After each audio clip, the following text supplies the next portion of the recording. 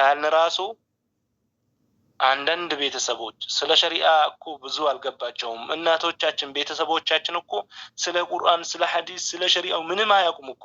እናንተ ስንት ዓመት? አብዛኛው 20 ዓመት ነው። አሁን 20 ዓመት ውስጥ ነው ያላችሁ።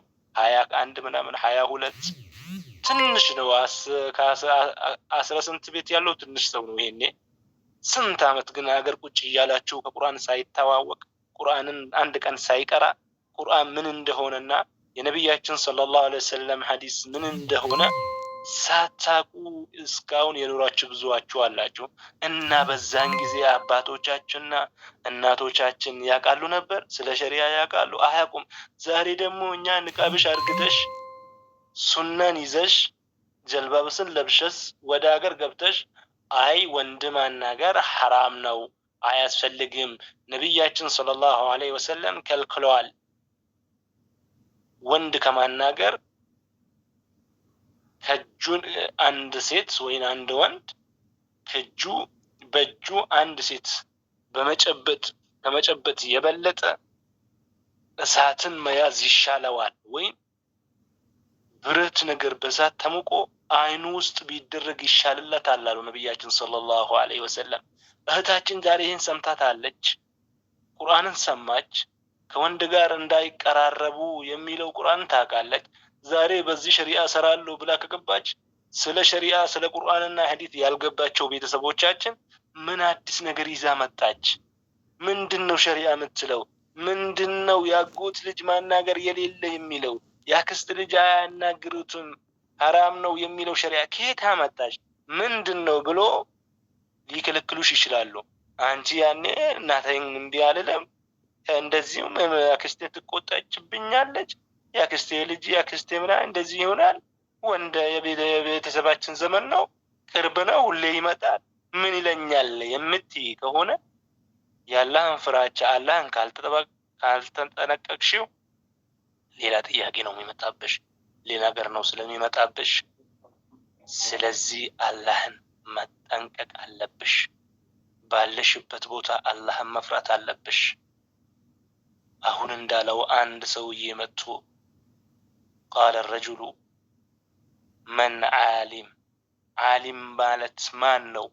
ዓሊም የሚባሉት እነማን ናቸው ብሎ ሲጠይቃቸው አልዓሊሙ መን የተቂላህ፣ ዓሊም ማለት አላህን የሚፈራ ሰው ነው።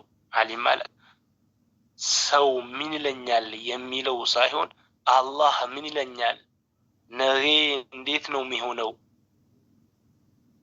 ነገስ ዛሬ ሰው ፈርቼ አላህን መፍራት ትቼ አላህ ምን ይለኛል የሚለው መተግበር እያለብኝ እሱን ትቼ ሰው እንዴት ነው ቅር ይልብኛል ብዬ ያ ነገር ከሰራሁት ምንድነው ነገ ለነገ ምን አስቀመጥኩ ብሎ አላህን የሚጠነቀቁ ሰዎች ናቸው አላህ ፈሪዎች አለዋቸው። ስለዚህ ባለችሁበት ቦታ አላህን መጠንቀቅ፣ አላህን መፍራት መርከዝ ውስጥ ብቻ አይደለም። አላህን መፍራት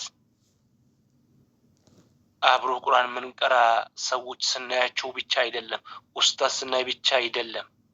በሁሉም ነገሮች ሐራም ነው በተባሉ ነገሮች በሙሉ እየራቅ አላህን መጠንቀቅ አለብን፣ አላህን መፍራት አለብን። ሴቱም ሆናችሁ ወንድ ጓደኞቻችሁ የምታርፉበት፣ ጭንቀታችሁ የምታሳልፉበት፣ ደስታችሁ የምትካፈሉበት ቦታ መርከዝ እንዲሆን ይሄ የኔ አደራ ነው። ስለዚህ ሁላችሁም አላህን መፍራት ይገባቸዋል። ያላችሁበት ቦታ ሁሉ ቁርአን መሆን ያለበት፣ የምትውሉበት የምትደክሙበት ቦታ የቁርአን ቦታ መሆን አለበት። ስለዚህ እህታችን በሰላም በደስታ ምትገባ አላህ ያደርግልን። ቀናቸው አልቆ ቀጠሯቸው አልቆ አይ በዚህ አየር ውስጥ እነሱ አይገቡም፣ ቀዳቸው እዚህ ውስጥ ነው የሚፈጸመው፣ በሰላም ሊገቡ አይደለም ተብሎ የተጻፋቸው ጋር ከተጻፋቸው ጋር ከነሱ ጋር ሁና ምትገባ ሳይሆን የእሷ እድል እድሜ ያላቸው ሰዎችና እድሜ ያለው አየር ላይ ሆና በሰላም በደስታ ወደ ቤተሰብ ምትጓዝ ምትገባ አላህ ያደርጋት።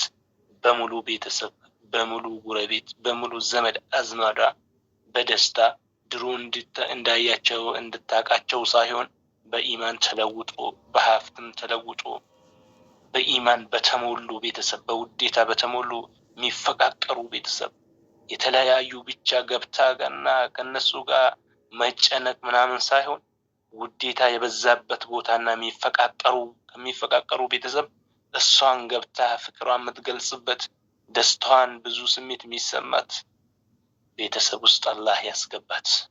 በሄደችበት ቦታ አላህ ይጠብቃት፣ በሰላም አላህ ያግባት እንላታለን። እሷንም አሁን እንዳልነው የአላህ ፍራቻ በሆንሽበት ቦታ ከአንቺ ጋር ይሁን፣ አላህ ይጠብቅሽ፣ አላህ በሰላም ያግባሽ እንላታለን። ስለዚህ እዚህ ውስጥ ያላችሁ ተማሪዎቻችን አማርኛ እንጂ ኦሮምኛ ማትሰሙት እንግዲህ አማርኛው እየተሰባበረ ነው። ያው ቁርአን አይደለም የአላህን ቁርአን አይደለም። ከተሰባበረም እንግዲህ 100 ከተናገርኩኝ 10ን ሳያውቁት አይተውም ብዬ ነው። ስለዚህ የሚደረገው ዱዓ ነው፣ እዚህ ውስጥ ያለው ምክር ነው። ስለዚህ አሚን ማለት እንዳትረሱ፣ እንዳይጨንቃችሁ፣ እንዳይደብራችሁ ፈታ ዘና በሉልን። ለእህታችሁም ደግሞ ዱዓ ነው ስለሚደረግ አሚን በሉ። ምንድነው እንቅልፍ ያዘን ኦሮምኛ እንጂ አማርኛ የለም ደበረን ምናምን እንዳትሉ፣ ጀግኖች ናችሁ እናንተ። አብዛኛ አማርኛ የምትሰሙ ተማሪዎች እኛ ብዙ አመሰገናችሁ። አላህ ደግሞ ከዚህ የበለጠ ያመስግናችሁ፣ ይውደዳችሁ፣ ይቀበላችሁ። ማለት አንዳንድ ሁሌ አማርኛ ብቻ ኦሮምኛ ማያውቁት እንደናንተ ሰብር የላቸውም እኮ። እናንተ የተለየ ነገር አላችሁ ማለት ኦሮምኛ ማያውቁት። ይሄኔ እኮ ስንት ሰው ምንድነው ለምንድነው አይቀላቅል ምናምን። አሁን ነው አይደለ የጀመርኩት፣ ስንት ጊዜ ኦሮምኛ እየተወራ ነው። ግን አንችልም ኦሮምኛ ብቻ ሲናገር አማርኛ ብቻ ሲናገር አይችሉም። እናንተ ደግሞ ሰብር ትዕግስት አላህ ሰጣችሁ። አሁንም አላህ ይጨምርላችሁ። አሚን በሉ። ዱዓ ነው እየተደረገ ያለው እላቸዋለሁ። እኔ እዚህ ጋር አረዘምኩኝ ብዙ ቅርታ እየጠየቁኝ። واختفي بهذا القدر والسلام عليكم ورحمة الله وبركاته. ديفما قد إلى أستاذ النقاط الأولاني زرني ديفما نراتان سنين جرا. والسلام عليكم ورحمة الله وبركاته. وصوم بيكين أفتني دودا سلان جرتنا قسن أفتن جرامين وكنامي أن نفني سمان جلود أسا مرقانة وچين ننتري ساعتي قمني. أيوة أستاذ عبد المجيد جزاكم الله خيرا. keessumoonni hundi keessanuu sagalee qaqqaban.